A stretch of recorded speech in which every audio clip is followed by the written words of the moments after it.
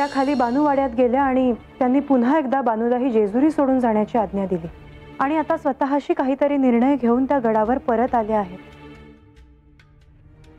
कदाचित तिने स्वतःला कोंडून घेतलं असावं.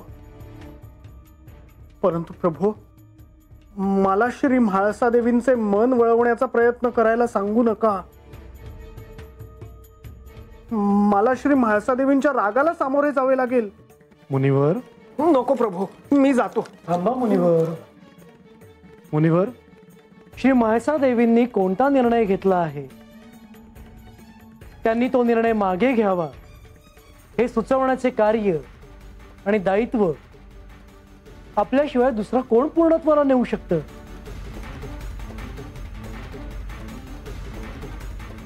परंतु माझ्या मुखातून काही नको ते बाहेर पडले तर क्षमा असावी देवा. त्याबद्दल तुम्ही निश्चिंत राहा मुनिवर. येतो प्रभू.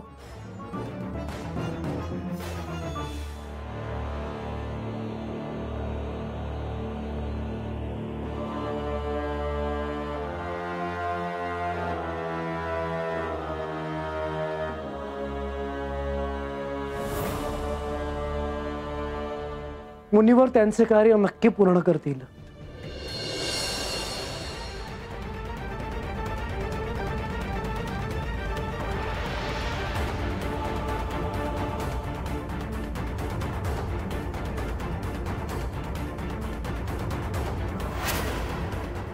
मी सांगितलं तिला की हा जेजुरी गड आणि हा वाडा सोडून जायचं नाही म्हणून.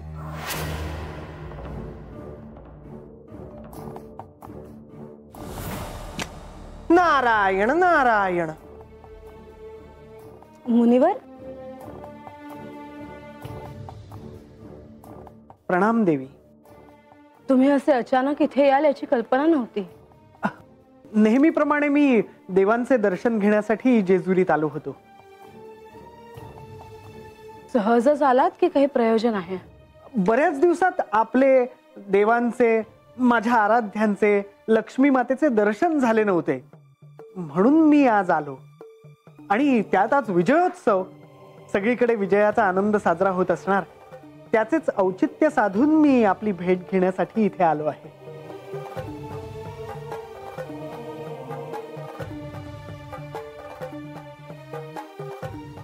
योग्यच आहे. विजयोत्सव साजरा केला जाईल आता. क्षमा असावी देवी, परंतु आपल्या बोलण्यात क्रोध आहे. आहेच, आणि तो इतक्या सहजासहजी जाईल असं मला वाटत नाही. आपली आज्ञा असेल तर नेमके काय घडले हे मी आपल्याला विचारू का? नेमके काय घडले आहे हे तुम्हाला ठाऊक नाही असे असेल तर मला नवलच वाटते आहे मुनिवर. तसे मी आता येताना अंतःपुराबाहेर सर्वांना काळजीत उभे असलेले पाहिले. देवी, आपण स्वतःला या अंतःपुरात कोंडून घेतले आहे असे मला कळले. हो, जोवर मी घेतलेल्या निर्णयानुसार काही घडत नाही तोवर मी कोणाशी काहीही बोलणार नाही. योग्यच आहे देवी आपले, परंतु मी आपल्याला एक विचारू का? मुनिवर, तुमच्या बोलण्यातून, तर्कातून मला नेहमीच तुमचे सहाय्य मिळाले आहे. माझा तुमच्यावर विश्वास आहे. बोला. नारायण नारायण. देवी, आपला हा राग बानूमुळे आहे हे प्रथमदर्शनी दिसते आहे. आहेच, पण ह्यांनी देखील मला समजून घेतले नाही याचा देखील मला राग आहे. आता देव एका कोणाची बाजू कसे घेणार देवी? आपणही त्यांना थोडे समजून घ्यायला हवे. आजवर मी तेच करत आले मुनिवर, पण यांनी मला कधीही समजून घेतले नाही आणि म्हणूनच मी हा निर्णय घेतला आहे.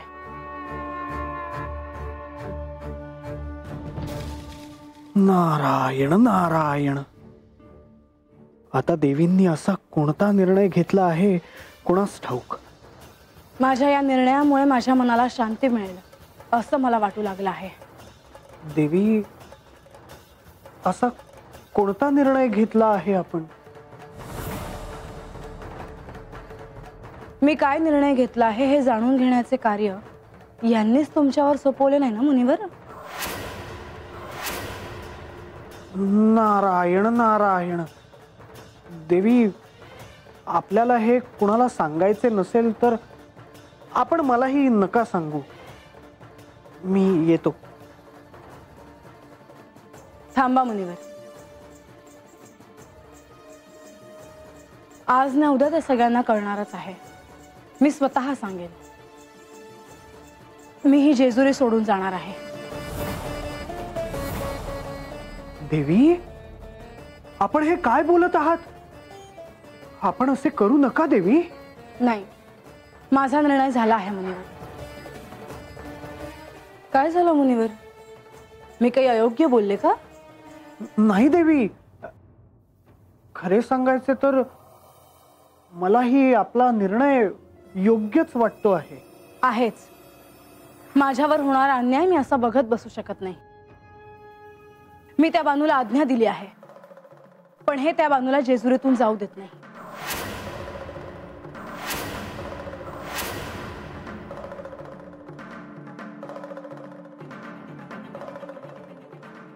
नारायण नारायण.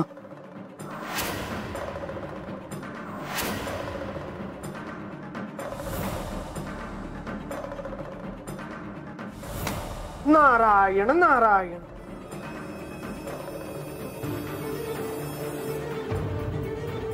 मुनिवर, आज जाऊन काही कार्य झाले की? मी माझ्याकडून प्रयत्नांची पराकाष्ठा केली आहे. आता श्री म्हाळसादेवी काय निर्णय घेतील हे सांगता येत नाही.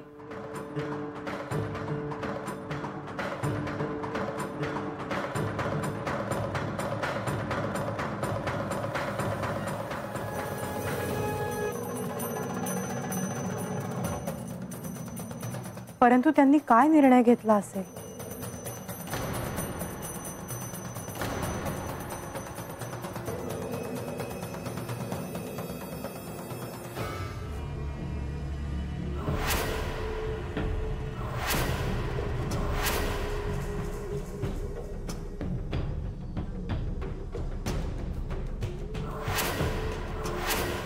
मी काय निर्णय घेतला आहे तो मी सांगते.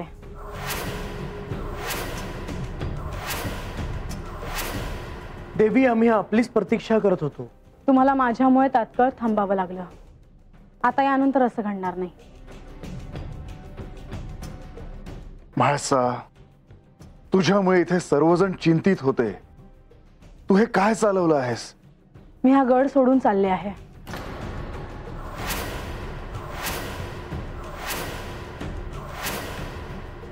कुठे? मला ठाऊक नाही. देवी, आपण असे निघून जाणे योग्य ठरणार नाही.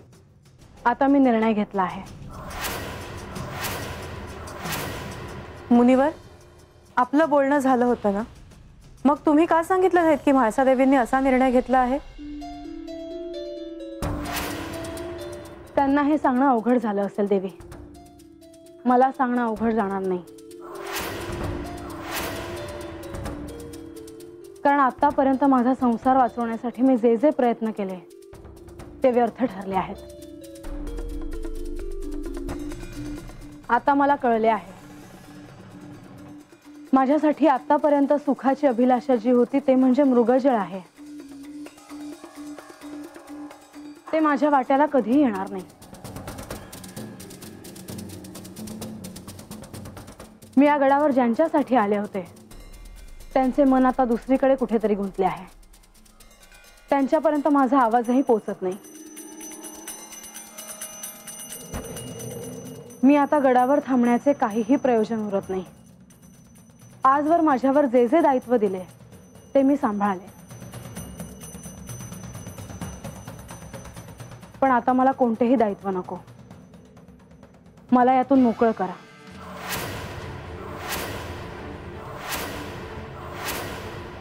मी निघाले. नाही म्हाळसा, मी तुला जाऊ देणार नाही. या म्हणण्याला आता काही अर्थ नाही. मी विनंती करते, कृपया मला अडवू नका आणि माझ्या मागे देखील येऊ नका. म्हाळसा, अशा रात्रीच्या वेळी तुम्ही एकट्या कुठे जाणार आहात? खरंच ठाऊक नाही देवी, पण आता इथे थांबण्याची इच्छा नाही. देवी, काही दिवस आपण नेवासेला जाणार असाल तर प्रातःकाळी प्रस्थान करावे. मी व्यवस्था करतो. काही दिवस आपण माहेरी जाऊन राहावे. पुन्हा आपण गडावर यावे. बंधू, किती प्रयत्न कराल? यांना बानूकडे जाता यावं, माझ्याकडे येता यावं म्हणून तुम्ही खूप प्रयत्न केले आहेत. आता नको, आता मी एकटीच जाईन.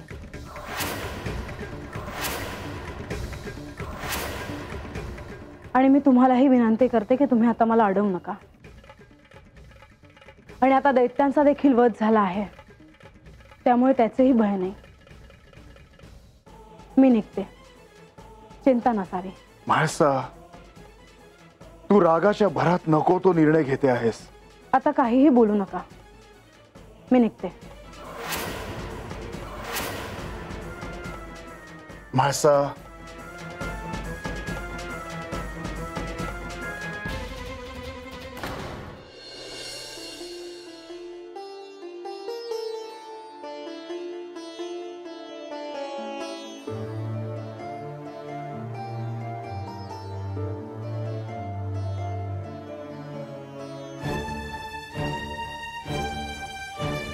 ह्या रंग्याला किती वेळेला सांगितलं रातच्याला कुठं बी कवा बी जात जाऊ नको म्हणून, पर तो माझा ऐकतोय कुठं? काय नाही, तुम्हाला बी तसंच वाटत होतं. हे गंगे, उगा नाही ते बरवळू नका. हा गंगे, वैस पाणी दे ग. वय,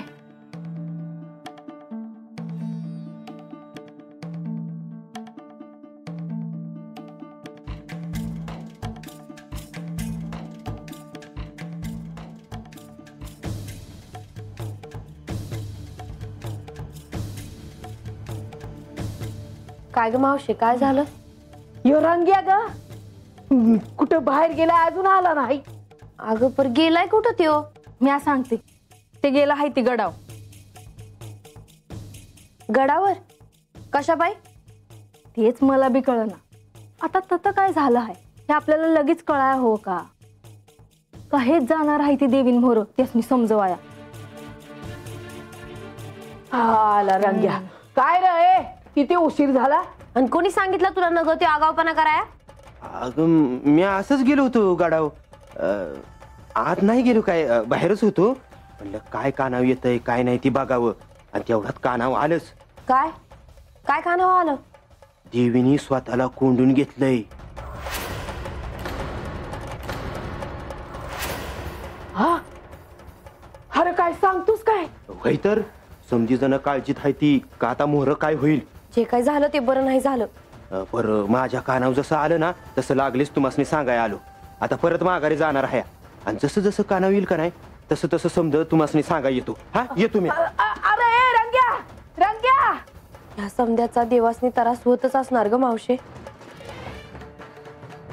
आता कुणास ठाऊ म्हाळसा देवींच्या मनात काय इच्छा आहेत.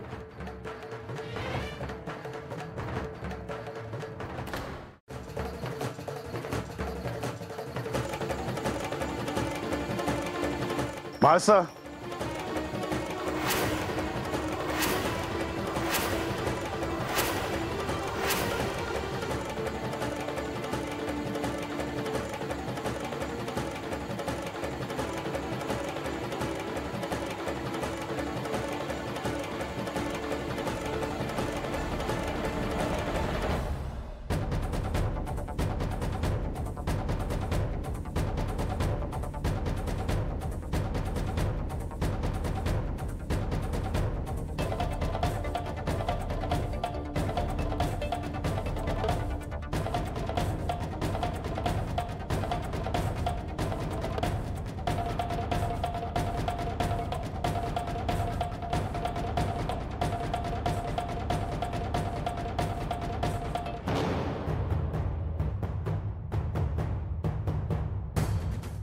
म्हाळसा, तुझा हा निर्णय तू मागे घे. तुम्ही जर मला थांबवायला आला असाल तर त्यातून काहीही निष्पन्न होणार नाही, कारण मी माझा निर्णय मागे घेणार नाही आणि त्यावर मी ठाम आहे. म्हाळसा, ह्या साऱ्याचा तू पुन्हा विचार करावास असं मला वाटतं. मी याआधी तुला थांबवण्याचा प्रयत्न केला आहे आणि यापुढेही करत राहीन, कारण ही जेजुरी, आपली प्रजा आणि मला देखील तू सोडून जाऊ नये असं मला वाटतं. आपण अनेकदा या विषयावर बोललो आहोत. अधिक बोललो तरी यातून काही घडणार नाही. मला जे हवं आहे ते मला मिळणार नाही आणि मला ते कळून चुकलं आहे. त्यापेक्षा नकोच हे सारं. म्हाळसा, रात्रीचा प्रहर आहे, तेव्हा अशा वेळी तू अनवाणी कुठे आणि कशी जाणार मला माहित नाही. मग म्हाळसा, हा हट्ट तू मनात का ठेवतेस? माझ्या समाधानासाठी. याचा कोणाला काय अर्थ काढायचा आहे त्याने तो अर्थ काढावा. आणि आपल्या प्रजेला काय सांगणार?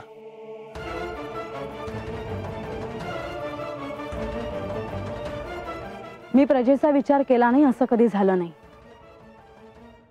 जाण्याआधी माझ्या मनात त्यांचा विचार आला होता, पण हेही सत्य आहे की यानंतर मी त्यांच्यासोबत कधी नसेन. ज्या सिंहासनावर बसून माझ्या प्रजेच्या भल्यासाठी मी निर्णय घेतले ते यानंतर कधीही घडणार नाही.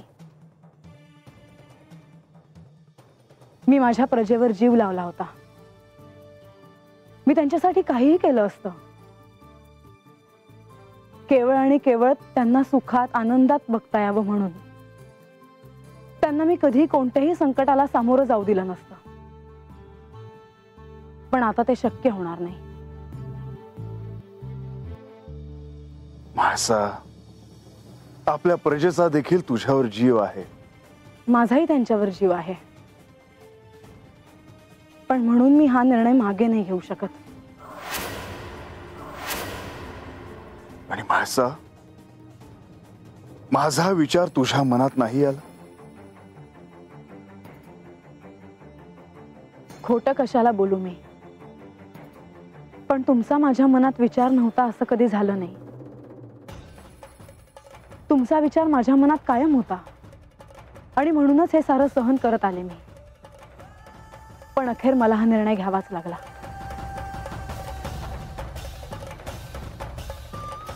म्हाळसा, मी आधी तुला हेच सांगितलं आहे आणि जोपर्यंत तू माझं ऐकणार नाहीस तोपर्यंत मी तुला हेच सांगीन की तू जाऊ नको. म्हाळसा, याशिवाय मी तुला काय सांगू? तुम्ही काय करायचं हे मी तुम्हाला कसं सांगणार? जसा मी निर्णय घेतला आहे तसा तुम्ही निर्णय घ्यावा. मग तो निर्णय काहीही असेल. मी असं म्हणत नाही की तुम्हाला याचा त्रास होत नसेल. जसा मला याचा त्रास होतो आहे तसा तुम्हालाही होत असेल. पण आता माझ्याकडे हा एकमेव मार्ग आहे.